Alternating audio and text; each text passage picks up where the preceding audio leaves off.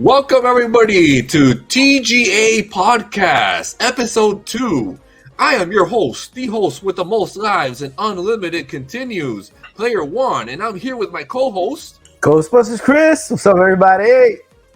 And today we have a star-studded show ready for you. We're going to have a lot of fun tonight. We have a handful of topics to talk about. We're going to be talking about 10 TV shows that became video games. Also, we're going to be talking about the 40th anniversary of the Commodore 64. Wow. And also a upcoming video game from the 80s that I want to show you guys that's going to be coming out soon on current generation consoles. It's a horror game, so it's pretty cool. Oh, yeah. Now I know which one you're talking about. Oh, you do? You do? Yeah. It reminds me of that Ghostbusters game that's coming out, too. Okay. So GB has an idea of what I'm talking about. But today, for the first time ever on TGA Podcast, I promised you a special guest. Now, this special guest is an original TGA member. He's been on the Gamers Addict show from the first season. He helped me start up the show. He is one of my best buddies, and he collects video games. He's into all that kind of nostalgia stuff like Player 1, and he's really big on the retro video game scene. Guys, I present to you my pal, the one man, Bam! Oh! Hey! What is going on? Meanwhile, while I sip some wine, hey, man, it has been a long time, man. How's it going, everybody? Man, it feels like old times. Seriously. Wow. Yes, like the good it's 2018 all over again. Yes, 2018 all over again. Man. It was a good year. If anything, Andrew has some of the best memory of all three of us here. He could remember dates and when we did skits, he was the one that never forgot his lines. So yeah, I was the one who always forgot his lines and messed it all up. Which has actually helped me quite a bit in my current job. So yeah. It's worked out. Yeah, so let's talk about your current job. I've seen the trailer. I seen that you're working for this company, and I want to show a trailer. Well, not a trailer, but a little clip from the video, which I'm going to show right now to everybody. I was like, wow, that is some heavy editing stuff. That is some really awesome stuff. So GB, I'm going to show this real quick. Stand by. Stand by. Very excited. Okay, here we go. There you go. Have it with me, guys. Bear with me. I'm still getting the kinks of this, so hold on. Let's do this. Let me know you're ready. It's coming. All right, here we go. I got it. No. Oh, guys, you got to see this. Oh, God. All right, let's turn that music down for a second. So, guys, you got to check this out.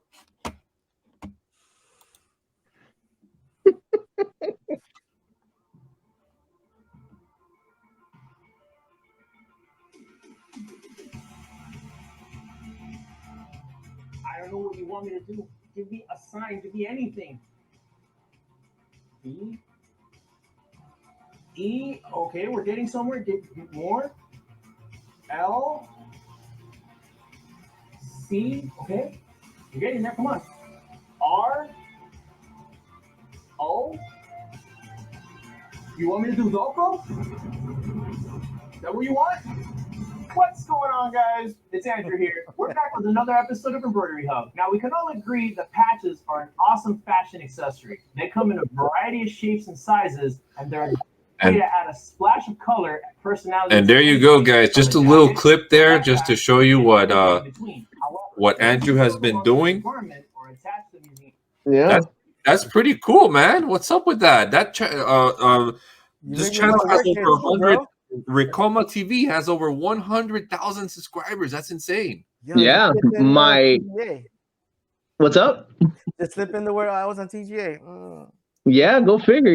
I mean, crazy enough, my first episode that I did for them was celebrating 100,000 subscribers on their channel.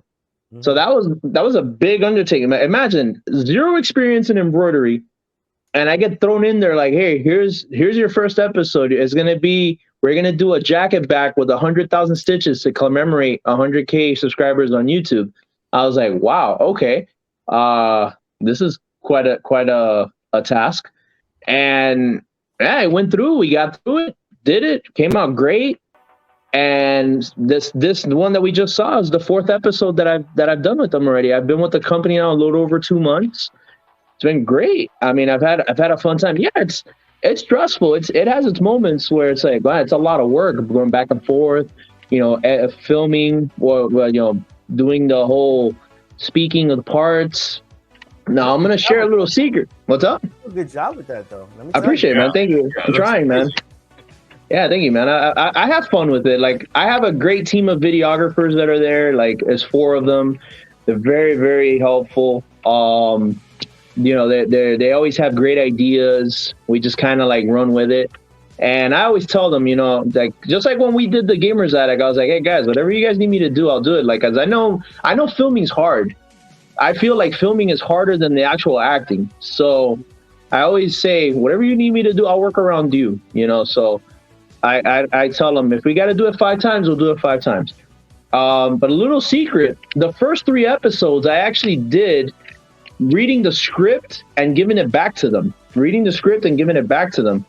But what we devised for this one, I saw that the camera, I can tape the script right under the lens, and you can't see it. But it looks like I'm actually reading the script, or rather reading directly to the lens, but I'm looking at the script. But my eyes, give this illusion that I'm looking at the lens. So that really sped up the process. It sped up the process big time. This was only 2 days of recording. That's what I need. I need a teleprompter roll. Oh. We need one too. We're supposed to be getting one soon. We're waiting on the iPad. But in the meantime, we devised that and it worked. I was like, man, this is so much easier. It cut so much time. And also it helped that we didn't have to reshoot. But I got to tell you, man, like, I got so lucky getting this job. I mean, I didn't know that I was going to get into this. I had no idea at all. I left. You guys remember I worked for Samsung for years, and no hate towards Samsung. Had a great time there. It was 8 years. I learned a lot, but it got to a point where I wasn't really growing anymore, and the pay. I'll be honest with you, the pay wasn't going up with me anymore either. So I had to make a choice, and I had to leave my comfort zone. It was hard. It was very hard because I was very comfortable with Samsung in the sense of, vacation. I got a lot of vacation time. I could pretty much do what I want. But the fact that I didn't have weekends off, as you guys know, I always had to come after work. I really hated that. And then, finally, the nail in the coffin for me was when my dad passed. When he finally moved on to the next plane, that to me was like, I'm missing out on a lot of stuff. Mm-hmm. I gotta make a change. And June came around. I put in my resume on Indeed, and literally a day later, these guys at Ricoma wrote me. And at first, the title said product specialist. So what did I think? Oh, I'm going to be training people just like I do at Samsung. Until the CEO talked to me and he said, hey, no, you're not going to be doing any of that. I actually have a bigger idea for you. I want you to be my spokesperson on YouTube. And I looked at him like, what? It's like, yeah. Are you okay with being in front of the camera? I was like, I don't have a problem with that. That's fine. Yeah, he saw your videos. You're not lying. What happened? We saw the videos with us as Ghostbusters. You're not lying. Yeah. I was like, I'm fine. And then so he was like, okay. So he basically told me, the only thing I want you to do is film a 1 to 2 minute video of you explaining anything. It could be how to change a tire, how to cook a recipe. So obviously I did something Samsung related. I did that the same day, and within, I would say, in less than 24 hours. In fact, my nephew was graduating from Goldman. Player one knows him. he was graduating, and literally right before he was walking up on stage, I get a call from them, and they were like, "Hey, we look forward to speaking to you." And I was like, "Oh, I think I got it." And sure enough, they said, "Yeah, we'd like to bring you on board." And that was that. I started June 20th, and I haven't looked back since. It's been a great time. I mean, I've learned a lot. There's still a lot of learning to do still. But hey, in October, I'm going to be at Miami Beach. We have a Deco Summit from October 7th to the 9th, and I'm going to be presenting and doing demonstrations. Ooh, and then a week and a half after that, I'm going to Las Vegas for this event called Printing United. But we're just going to be there to actually just be like a vendor of sorts. But I'm going to be there, and I'm going to be running demonstrations of sorts, and I'm going to be going to booths. So I'm excited, man. Like, these guys have really been treating me well. Like, I'm like, people told me, they go, "Hey, when Deco Summit in October, be prepared. There's going to be a lot of people that are going to recognize you." And I was kind of like, "Wow, okay, cool." I'm ecstatic, And bro, you gotta put in one of your videos that you play guitar, bro. You're like, we actually did one. We actually did one where it didn't get released, but there's actually me doing the Stranger Things scene, like from Master of Puppets. Oh, I gotta see that. Yeah, did that. Did something like that. Part of that video that you just saw was from that IG reel that never got released yet. I don't know if it's going to, but yeah, it's cool. But they know I have my guitar, actually, one of my guitars at the office. We're on the second floor, and sometimes before the day starts, I'll sit there and I'll be jamming a little bit. And one of the guys that works there, his name is Robert. He's like 46, and he's like, "Homie," I said, "Man, you play good guitar, bro." Like, he's like us. He's a Cuban, but was born here in the U.S. and he's funny, man. He's super chill. And he tells me, he's like, "Yeah, man. So hey, we finally got some cool people in this place, man." I was like, "Man, that's cool. I appreciate that." So, guys, you can check out Andrew's new adventures on the YouTube channel Ricoma TV. Go ahead and give them a sub over there, and tell them Player One sent you. So, Andrew, I wanted to ask you about your video game memories. What was the first video game that you remember ever playing? Oh, that was, I can tell you exactly. Actually, it was 1988, and originally the NES was my sister's. She was 10 years older than me, and we had two games. We had obviously the Mario Brothers plus Track Meet combo, which the Mario Brothers was the first game I've ever played. And then we had the Ninja Turtles. And I remember my sister, the reason why I got into this game was for the Mario was because my sister used to know how to do the special trick where right before the pyramid, before you hit the flag, she used to know how to get the turtle shell. Yeah. And hit it like where you would get unlimited one-ups. I don't know how she figured that out. Yo, my cousin did the same thing. I think he learned it from a friend, and he showed it to us. Yeah, I couldn't believe that. I couldn't believe my sister knew how to do that. She was like 14 at the time, and I remember she was like she would constantly do that trick. I'm like, oh my God, she'd had like 99 lives, and until then, she was a teenager, but shortly after that, she went into her other little thing. She didn't really care about gaming anymore. So I inherited that system. And so when we moved, we used to live right behind Best Buy in Hialeah. I think before Best Buy Hialeah became a thing, we used to live in one of those apartments right there, right behind Ramada Inn, which is no longer Ramada Inn. And then we moved to the 22nd lane, right across from Buckingham Park. And there is where the system was mine fully now at this point. And I was Mega Man 2. Ooh. Of course, it was a must. Mega Man 2. Favorite video game. Yeah, well, one of my favorites, obviously, which we have in the background. And I remember specifically playing Batman. I remember playing the first Batman. I do remember that. Yeah, on the NES. I do remember that. And then, as time passed, my neighbor, who became basically my childhood best friend, who's a year older than me. Player One? We used to. Nah, he's a little older. He was a little older. My buddy Jose, who we're still friends to this day. Matter of fact, my mom actually got her nails done with his mom earlier today. So there's over 35 years of friendship. We used to play Double Dragon 2.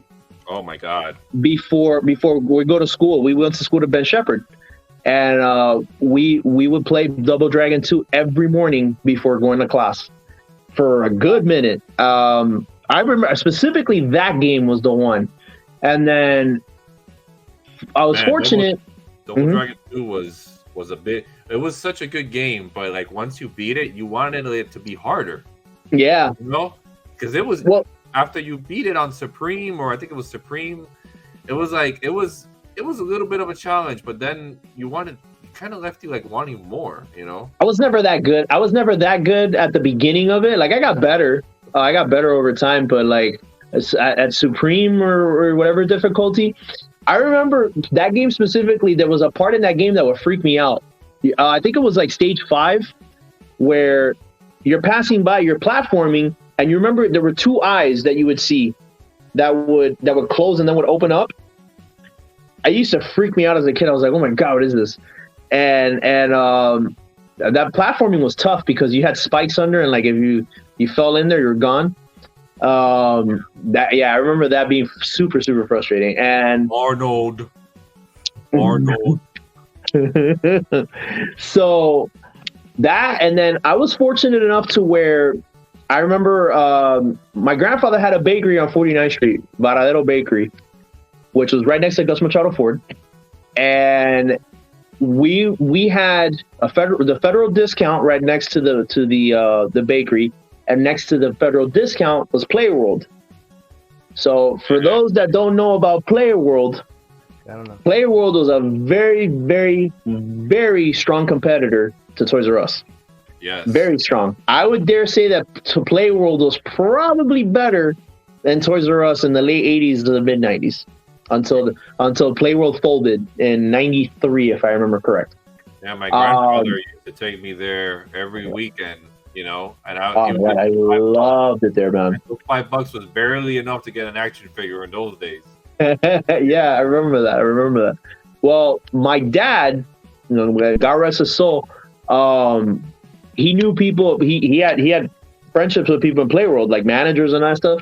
And every once in a while, we get free stuff. And particularly, one of the things I do remember getting was a Game Boy, the original Game Boy. Wow, free? Yeah.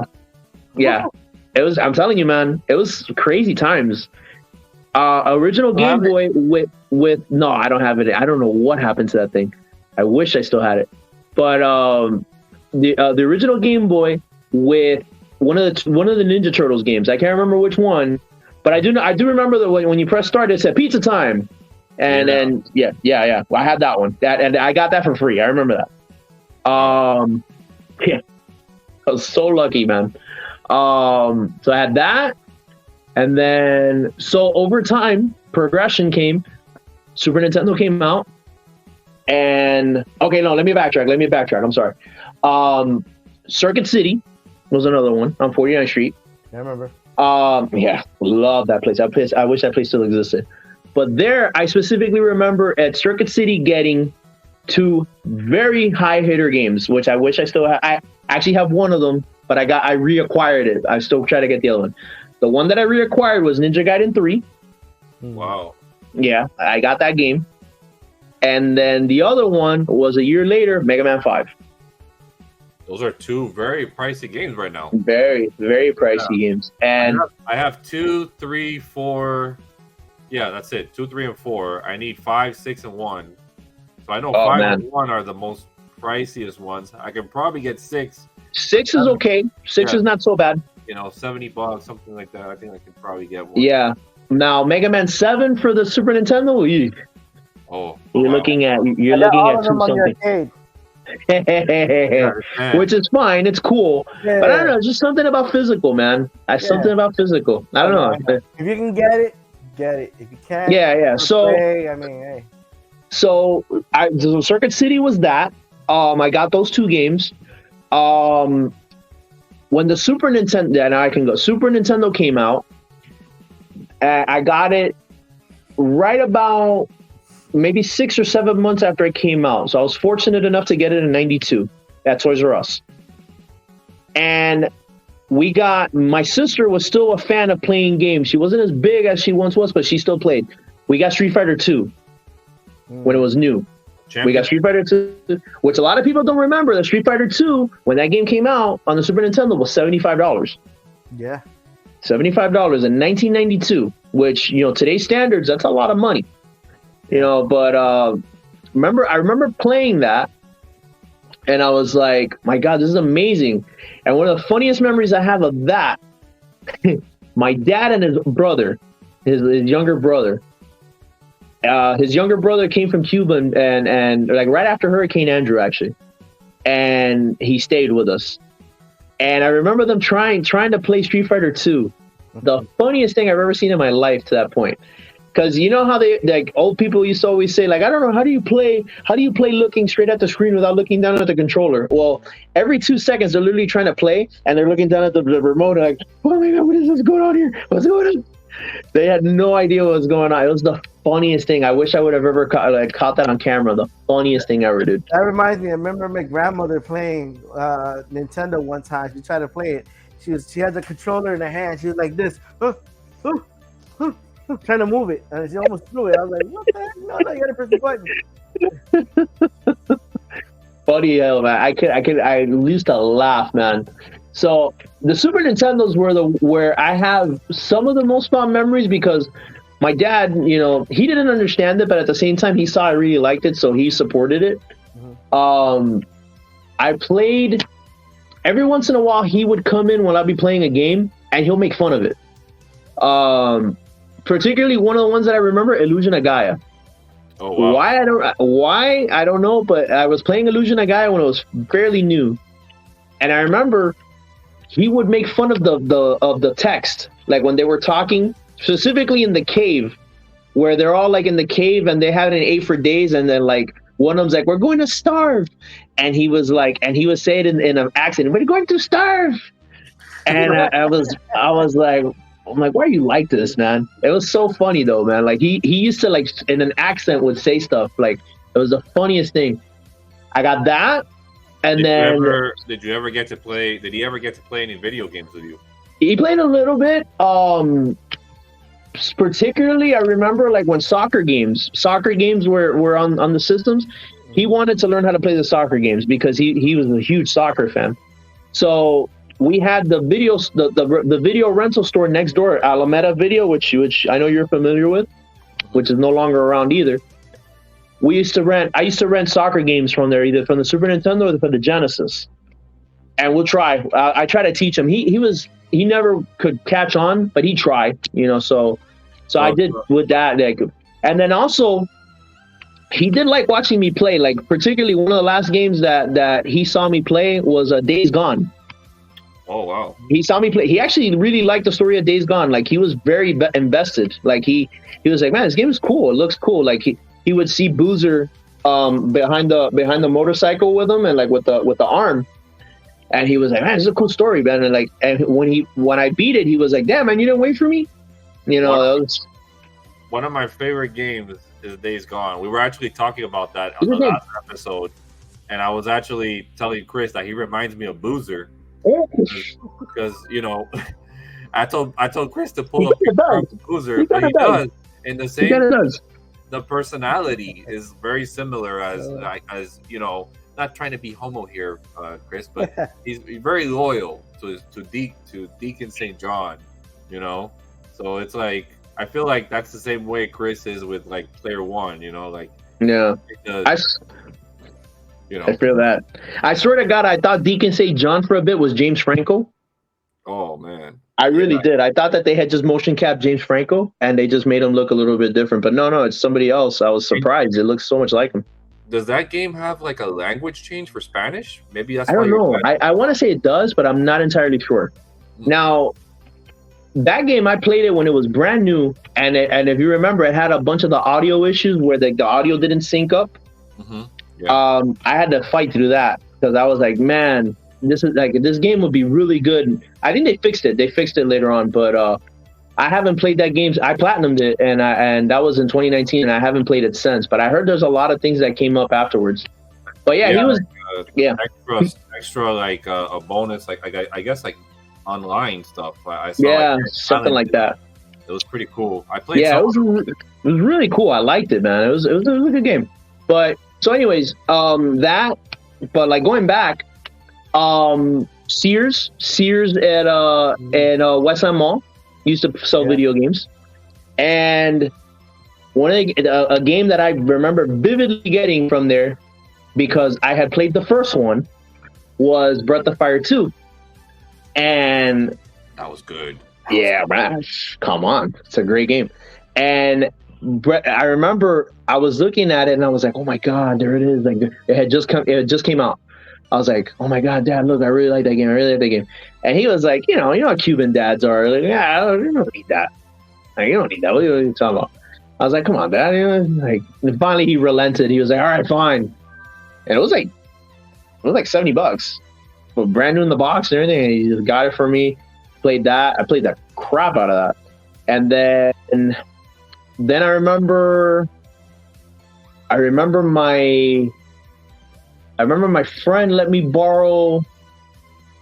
I'm jumping around a little bit, but I got into RPGs like, I want to say maybe like 94, 95, because of Illusion of Gaia and Final Fantasy, and among other games. But then, like, I remember he let me borrow Chrono Trigger, and I was like, oh my god, this is too much. This is too good. This is too good. Yeah, and then I vividly remember renting Lufia 2 at Blockbuster in 96, 97.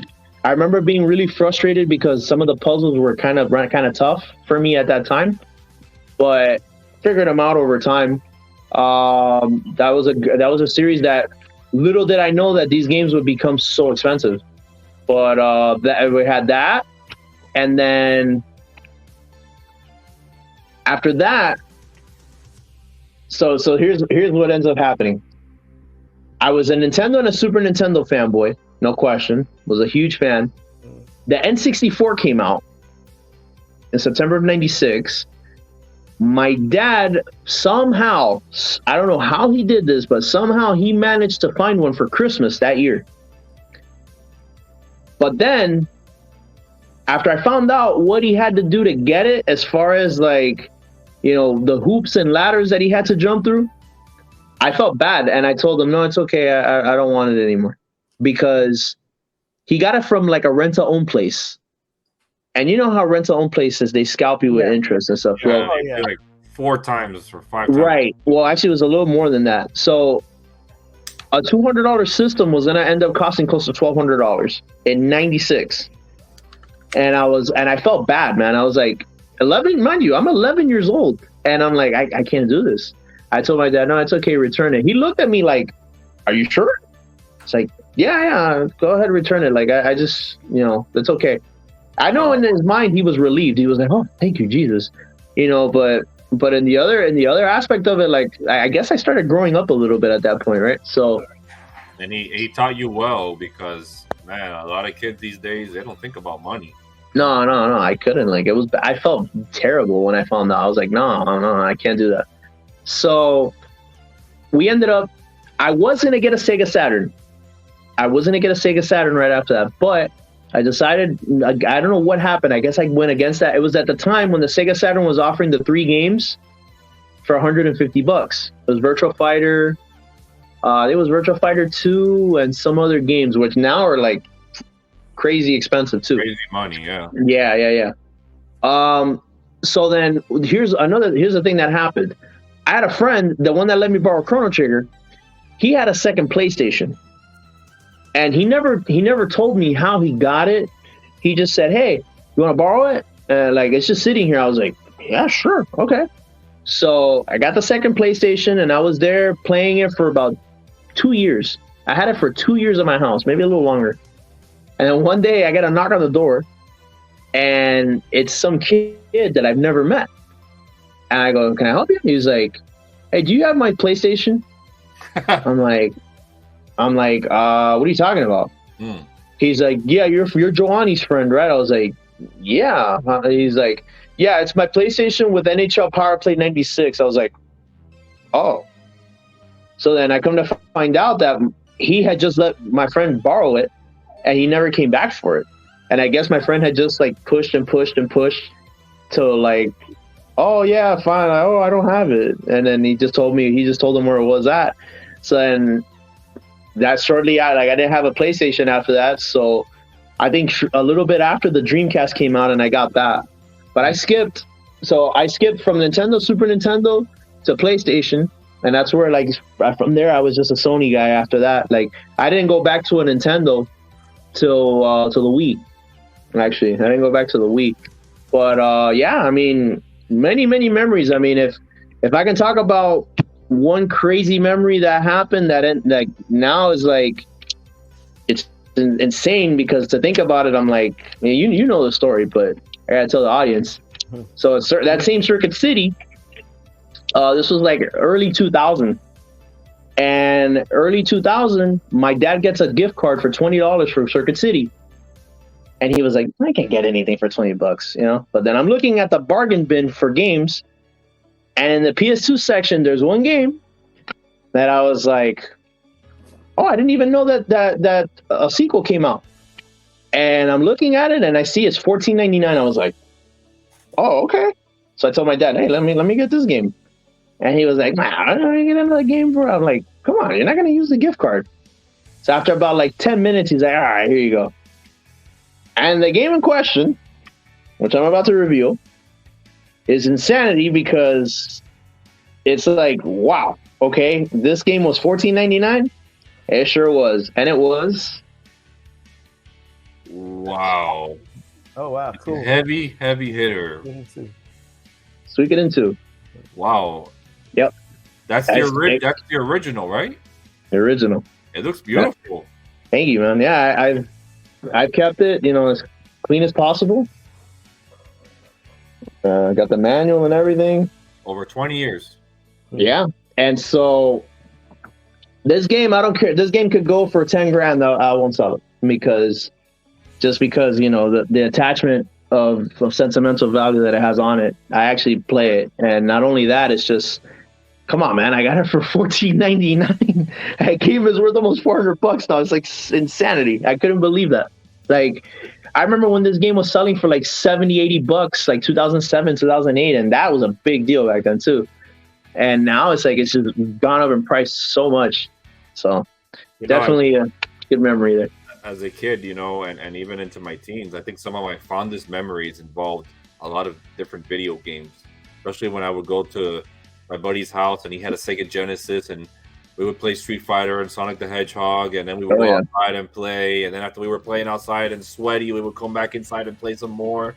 And it was late at night, and yeah, it was just so exciting, you know, just a great time. So yeah, that's pretty awesome, bro. I love seeing those. Is he still there? Yeah, I'm here. Sorry, I don't know what's.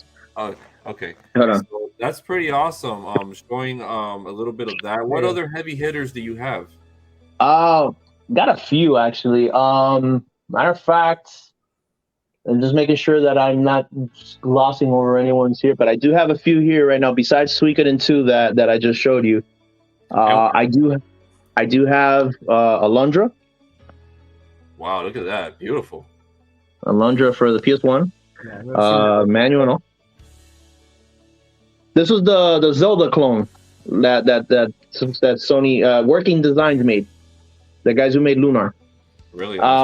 This one I actually found on eBay because there was a guy who has disappeared. I don't know what happened to this guy. He was on eBay under the seller name Blazekin Will. Super cool guy. Ended up being like, this guy was like giving me crazy deals. I was actually like, I almost felt like I was in a candy shop kind of deal. And this guy he basically said to me, I have doubles of so many games in a storage room, a storage closet that I have, and I'm just trying to get rid of them because I'm moving. So he lived in New York. And so that Alundra game was part of a deal with Tactics Ogre for the PS1 that I have there in the other room. what was the other one? It was Tactics Ogre, Legend of Cartia or something like that. Yeah. It was Cartia. He gave me this PS3 game, Tales of Xillia. Breath of Fire 3 and 4. Wow. Xenogears. Black Label Xenogears, not the greatest hits one. It was a lot of games. I mean, this guy, and I spent a good amount of money with him, but it was worth it. I mean, it was basically. And you haven't been able to reach him. I don't know what happened to him. He had some listings on there, and then suddenly he just vanished, and I don't know where he's at. Because it's a shame, because the guy was cool. And then Breath of Fire. Yeah, I'll see if I find him again. But Breath of Fire 2, I reacquired a week and a half after my dad died. I just so happened to be scrolling on eBay, and I come across Breath of Fire 2 that was here in Miami. And I was surprised. I said to myself, man, wouldn't it be funny if that was my copy that I had originally? But I wrote the guy, and the guy, I told him, I said, because he was asking 110 for it. And I was like, hey, he had a best offer. I said, hey, would you do $90 for it? And he kept saying, oh, check offer up, but he would put a winky face. And I honestly thought that was him basically brushing me off, like, leave me alone. And then finally I was like, dude, like, I'm willing to make a deal, man. Like, what's going on? And he was like, no, he's like, hey man, offer up. And so finally I relented. I look on OfferUp, and he had it listed on OfferUp for $90. The reason why obviously for 110 on eBay was because of the eBay fees and all that. And so I wrote him, I said, man, I'm really sorry, dude. Like, I did not know you were saying that. He's like, no, it's okay, man. I had to be vague because on eBay, if you advertise like that, they can like restrict your account. So I said, okay, cool. So I ended up getting that game for $90 and instant nostalgia, because like I said, that was a game that my dad got me. So that was big. He I've kept in contact with, forget his name right offhand, but I have it on my my contacts. This was the guy that I was telling you that was looking for a Jaguar. Cool. He was looking for an Atari Jaguar, a CD attachment, and he was looking for a Virtual Boy. Freaking things. I haven't talked to him in a bit. I need to talk to him and see how he's doing and see if he's got anything. So I got that, and then I ended up getting Legend of Legaia, Legend of Dragoon. That was a good one. Yeah, I love that game. Beyond the Beyond. If you remember Beyond the Beyond. Beyond the Beyond. That's an RPG, right? Yeah, it's the one where one of the guys is cursed, and like he's like completely unusable for like a good portion of the game until like he gets the curse lift, and Samson is his name, and he becomes like this monster after that. Like, he's such a hard hitter. I've got these for the system that I'll show you soon. East Book 1 and 2 for the Turbo CD. And East 3. One of your favorite games. One of my favorite games. So I have a story about East 3 as well. In the early to mid 90s, I had a neighbor. Her name was Christy. And she was like 3 years older than me. And her mom was Cuban and her dad was a white guy from California. And he was a huge gamer. I remember specifically this guy was like big into Super Nintendo. He had The Legend of Zelda when it was brand new for A Link to the Past. And I remember seeing him play that, and like particularly one of the fights that he did that I saw him like do was the masked creature that had the tail that would like strike you. You had to use the hammer to break the mask. He was in that fight, and I remember specifically like, wow, this is so cool. Well, anyways, Christy, they had a pretty decent collection of games, and one of the games was East 3. And I don't know why, man, I was so into that game. I was like, man, this is such a cool game.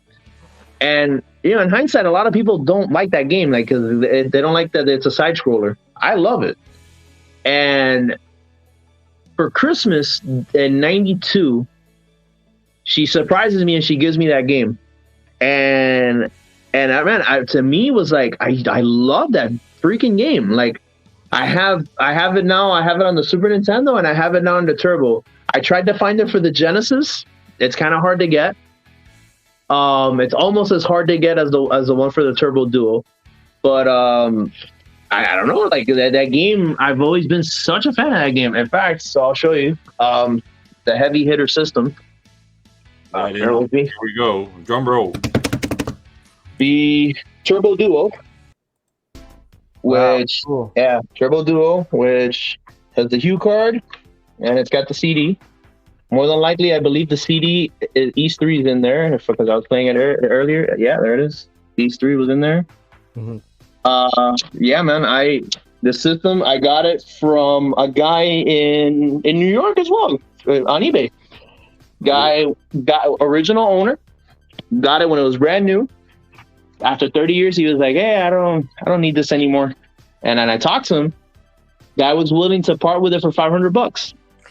And yeah, I said, "Man, here, I will take it." Probably the wife was like, "Hey, honey, we need to do some yard work. You know, you got to get rid of that thing." Well, I would not be surprised if that's probably what happened. But yeah, he was willing to. He packaged it perfectly for me, and it's there. It's there. I mean, it works perfectly. The only thing I was telling you earlier was that it has a slight hum when you're playing. Like if you move, you have to move the video cable a little bit, but the hum stops and you're good. But the system, 31, 32 years old, plays CDs perfectly. Like, and a little known fact, the Turbo Duo, the CDs is region free. Wow.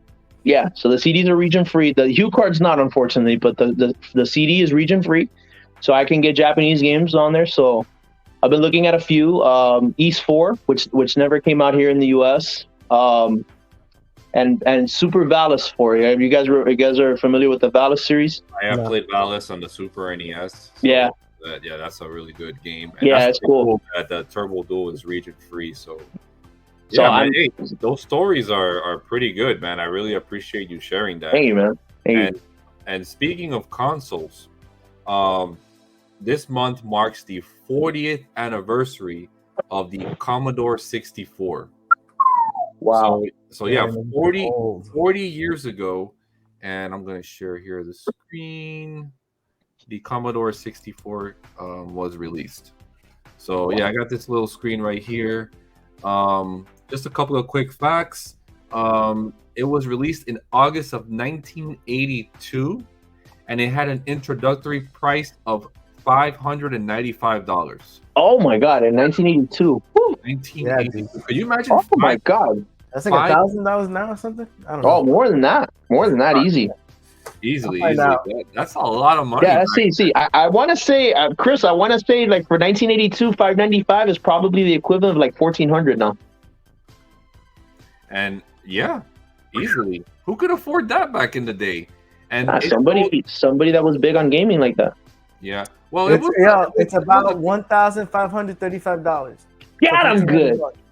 Got him good.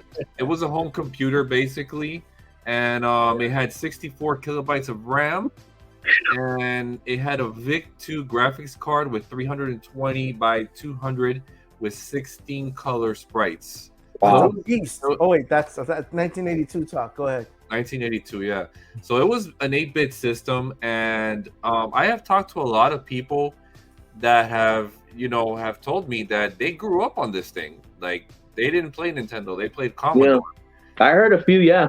I think I played with a Commodore before because back then people didn't really have computers or PCs. No. They would have like a Commodore or a ZX Spectrum or something, some type of computer that was made for gaming, but could do some other stuff, And I remember seeing that keyboard. Now that I remember, back as a kid, there was this garage there, and they had a lot of these books and stuff. The smell of old books and everything. Yeah. And the Commodore was there. It was just a keyboard, and I remember playing with it, touching it, go here, click, click, click, click, and that thing was heavy. Yeah. Yeah, look at that thing. I know there's a Commodore Mini now. Yeah. Yeah, there is. So, I wanted to show you guys a couple of the games that came out for the Commodore, some of the best games. I don't know if you guys know about any of these.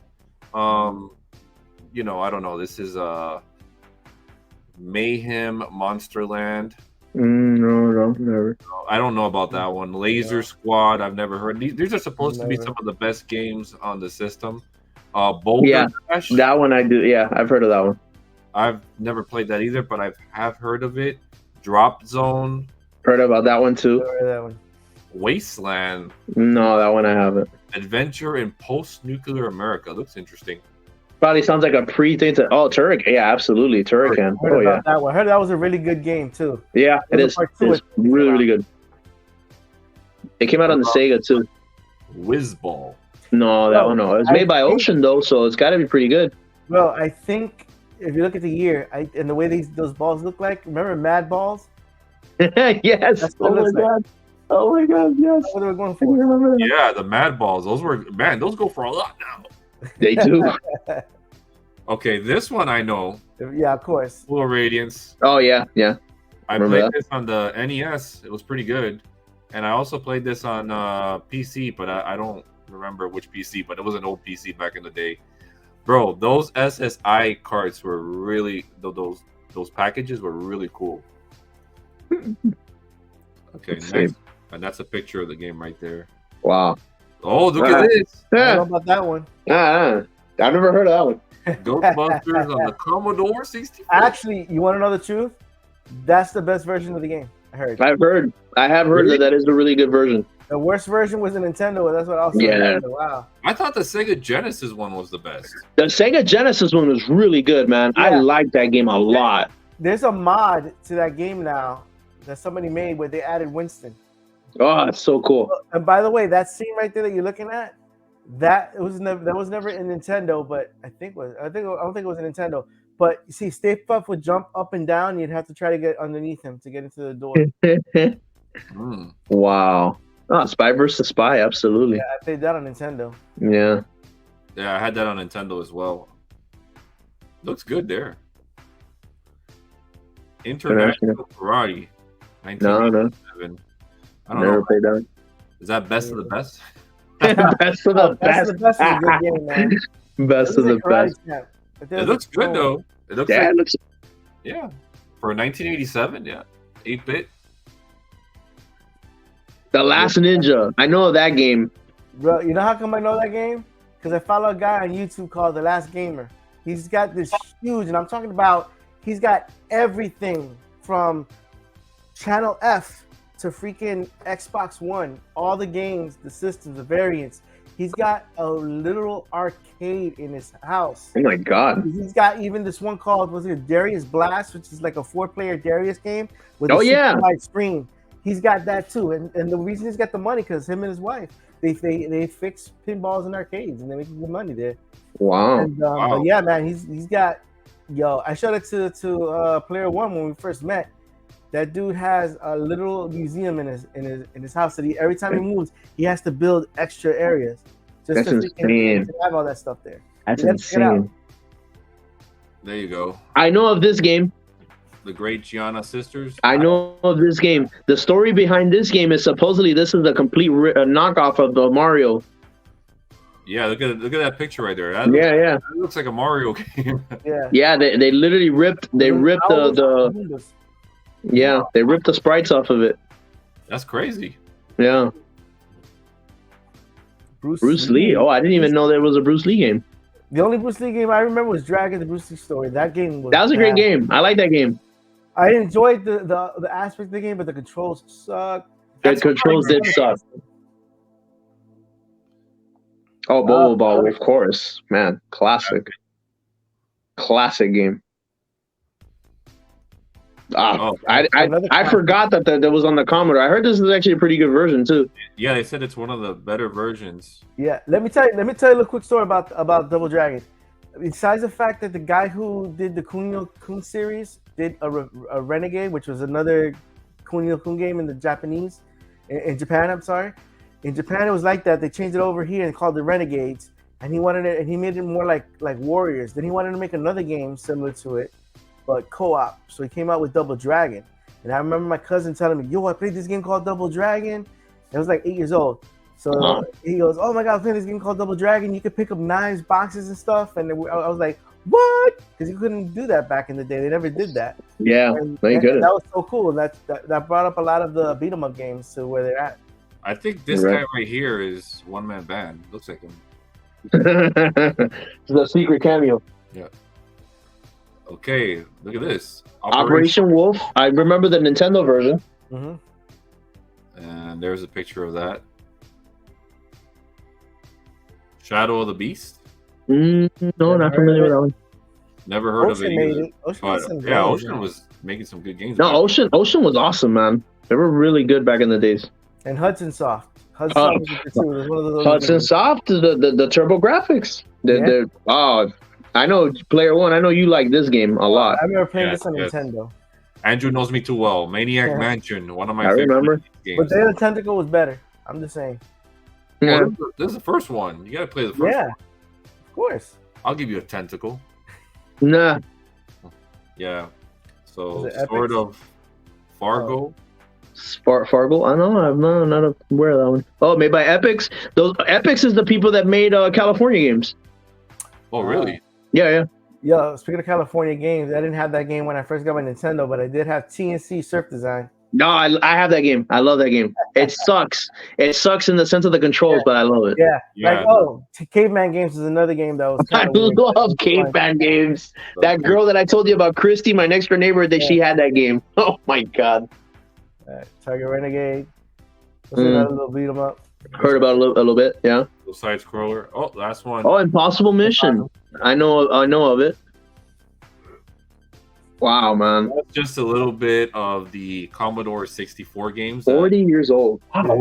40 years of Commodore. So came out when I was 3. Mm-hmm. I wasn't even a thought yet. Some of those games, we recognize, so that's pretty cool. Another thing that I wanted to touch up on, because I know we're constrained on time here, was 10 TV shows that became video games later on. So I'm going to show you some of the pictures of some of these video games, and then you guys can chime in. So the first one is Simpsons. Simpsons. All right, there you go. A bunch of Simpsons games.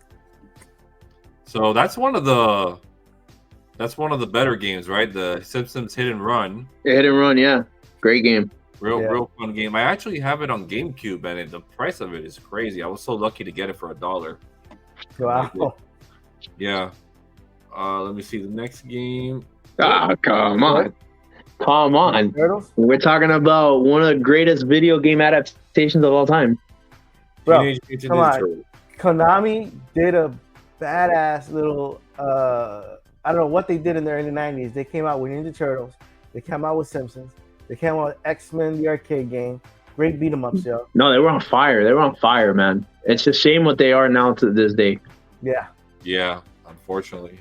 Okay, yeah, it's terrible. This one may be a shocker, but there was actually a video game of this, and I've actually looked up the price on this game, and it's really hard to find. It's like one of those heavy hitters that Andrew would probably like. Not sure if he collects Atari games, but it is Masters of the Universe. Yeah, I remember seeing an ad for that in a comic book back when I was a kid. And I was like, oh, I want to check it out. I never played it. I read up about it, but I don't know. I had no idea this came out on the 2600. So Thundercats. I don't know if you have it there, but Thundercats came out. It was on the Commodore and other stuff, but it looks so bad. Looks cheap. All right, here's another one that maybe you guys have played, but it's a really good series. My brother played it. So Walking Dead from Telltale. Mm-hmm. Really, really fun series of storylines and pick your kind of like choices and adventure there. So yeah. Have you guys ever played that? No, my brother did. No, I want to though. My brother actually played it in I think with VR too. I think we were able to play it or something similar to it. I would imagine with VR it would be pretty scary. Mm-hmm. There is one on VR for the PlayStation. That's have you guys not heard of it? It's a Walking Dead game on PS4 VR, I actually have it because I got it free for that from the monthly. It was one of those free games a few months ago, and I don't have both of the motion controllers, but I just recently got one for like $15. So now I have both of them, and I can actually play the game because that's what it requires. Wait till VR. Wait till PS2. PSVR 2 comes out. It's a PS4 VR game, only on PS4. This next game, I know we've all played this. Oh, DuckTales. No, come on. I remember buying that. I went to go see Back to the Future 2, and we went to this little store right there, right near the movie theater. We bought that, and I was like, I can't wait till after the movie to go play this game. That was a great game. Oh, this game is like, I love this game. And then when they released the remaster, remaster is amazing. It was, Yeah, I have it on the arcade too. I'm up to the last level, bro. I'm just like, it's hard. That level. Remaster is amazing. They should remaster the series, man. They remastered Chippendale. They got to do the same for DuckTales. It was just like one of the best TV shows. Yeah, it was from our childhood. Now, this next game actually started as a video game first, but I have to mention it because it's sold more copies than probably anything else. So, Pokemon. Yeah, Pokemon. Pokemon on Game Boy. Of course. Pocket Monsters. I have a few of the different variant colors in my collection. I don't have them all, but certainly you gotta catch them all, bro. What's wrong? I know. Well, Pokemon's just the same game, just updated every time. Though. Yeah. It's true. All right, so this next game is for you heavy, hard-hitting, sweaty guys. American Gladiators. Is that the one on Super Nintendo? That's the one on Super Nintendo and Sega Genesis. So Mike Adamle and Larry Zonka as the hosts. My guy was Turbo. Mine was remember. Mine was Saber, who, fun fact, became Jax in Mortal Kombat Annihilation. Oh, cool. I didn't know that. Cool, yeah, that's Saber. Okay, here's the next one. Yeah. Oh, come on. That game is great, man. Bro, let me tell you, this is not emulator, but like a video game kind of thing you can create, whatever. What's the name of it? I actually have it on the system. You could take games and make your own games. You like swap the games out, and it basically there's a Power Rangers game where you start out, and when you collect the stuff, it shows a digitized thing of them doing this, and also yelling out what they are, and you just level up, and it's a really good game. I even have Masters of the Universe, a beat 'em up Masters of the Universe game that has Lion-O in it. And you can play like Skeletor and all that stuff. I'm trying to remember the name of it. Open Bore. Is that like a mod or something? Or it's like you can create your own video game with that and a mod. I wanted to try to learn some pixel art so I could make a video game of us. But yeah, that'd be cool. That'd be awesome, like a beat 'em up type game or something. I had some great ideas, but I don't know if I had the time or the talent. Well, but yeah, you got to check it out. Open Bore has a lot of free games, a lot of great games that people created. What is it called? Open Bore. It stood for Open Beats of Rage, which is a modded version. Or we lost them. Oh no! Which is it's glitch. Which is like a customized version of Streets of Rage, and because of that, that's how they got Streets of Rage 4. They used some of the ideas from it, I guess. All right, so next game, we get OMB back in here. Chip and Dale Rescue Rangers. Classic NES game. A lot of fun. There's more in that whole series that you got to mention. There's a lot more, but I try to pick some. Oh, there we go. Let's bring them back. I don't know what happened. It just dropped. You got glitched, bro. Yeah, I got glitched. That's what happened. So I was just mentioning Chip and Dale Rescue Rangers. Have it.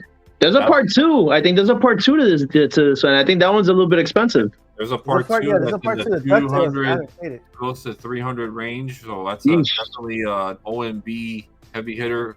I don't know about that one. We'll see. But I heard it's good. I know one of my good buddies, Retro Grab Bag Show, Vinny, has it. Okay. Here is the last game that came out for the Sega Master System. Ow! Oh man. I know of it. Yeah, I know of it. Wow. Wow. Oh, and I also have one more that I forgot to mention. Here we go. What? So, for real? Yes, a video game for the PC. Which one's that one? Grey's Anatomy? Grey's Anatomy, yeah. That's what I was gonna say. Yeah. Wow. But wait, for the PC, you said? For the PC, I'm not. I'm sure gonna get it from my mom. She's gonna play video games. So I play Jeopardy, Wheel of Fortune, and stuff. Oh my god. Like that. So yeah, Bro, yeah. Wow. I know a few that didn't show. Yeah, I know a few too actually. You go. Mighty Max. Oh yeah. Let's see. It was Mighty Max. There was which one? Ben 10. Yeah. I forgot about Ben 10. There's a lot of TV shows that they put in video games, but yeah. G.I. Joe. G.I. Joe, yeah, I remember. G.I. Joe had some good hitters on the NES. Yeah, I played two of them. Yeah. The arcade one's a little weird. Yeah, it was. What else was there? Oh, Captain Planet. Yeah, I haven't played it, but it was a bad game. It was a really bad game from what I heard, but still, it's a game nonetheless. Yeah. There's a few of those games. Pirates of Dark Water. Oh yeah, I forgot about that. Oh man, that's right. Forgot about that game. Pirates of the Dark Water. That was actually a good show back in the day. They only had one season. Yeah. It was a good show. It was fun. I liked it. So yeah. Wait. I got some more. The other two that didn't come up. I know you got some more, but yeah. You forgot Darkwing Duck and Tailspin. No lie, Nintendo, they had Thunderbirds and they had Gilligan's Island. Yes. You know, actually, Gilligan's Island is actually a pretty good game. Yeah. Three Stooges. Star Trek games too. Three Stooges too. Three Stooges, yeah. Felix the Cat. Yep. Oh, funny you mentioned Felix the Cat. There was a listing on eBay just yesterday for that game and the manual for $102. I almost did it, but I was like, I held off. No, it wasn't. It wasn't bad. All right, guys. So before we end this episode today, I wanted to end it on a video game title that's coming out. Here is the trailer. And here we go.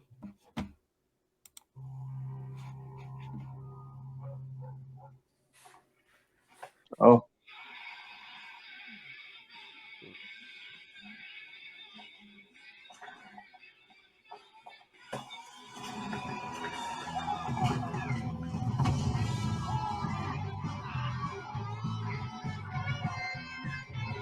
I haven't seen the trailer. I just saw a little clip of it. I was like, oh.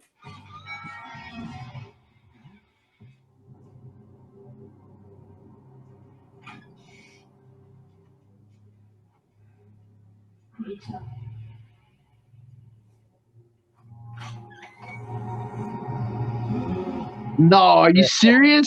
Yeah. Where's the other one? No way. Oh wow. This is a classic movie, man. It's so a bad. Classic B movie, yeah. So yes. Good. I used to get when I was a kid, I used to get freaked out with that, like that movie in particular, when they would turn them into like cotton candy and they would shred them. Yeah. Oh my goodness. I was like, oh my god, that's terrible. So yeah, that was what I wanted to show you guys. That's a really fun 80s movie. And before I go, I just want to thank everyone that took the time out to watch this podcast, episode 2. I want to give a big shout out to One Man Band for being here and taking the time out to talk about his video game experiences and his collections and some of the great stories that he shared with us. I thought it was really awesome. Mm-hmm. And I'd love to have you back on another episode in the near future, whenever you're available. Man. And I want to thank you again for being on here. Any last words, OMB? Nothing, man. Just definitely stay collecting. Keep playing, guys. You know, just if you like it, go get it. That's what I say. All right, Ghostbusters Chris, any last words, my brother? Nothing right now, but OMB, bro. Can't wait to see you again. We got to hang out soon. Definitely, man. I'm here. I'm here, man. Yeah. All right, guys. So stay tuned for the next podcast, episode 3. We're going to have some new topics. It's going to be a lot of fun. And thank you again for watching. All right, guys. I am Player 1, and I'm going to be saying now, game over. TGA.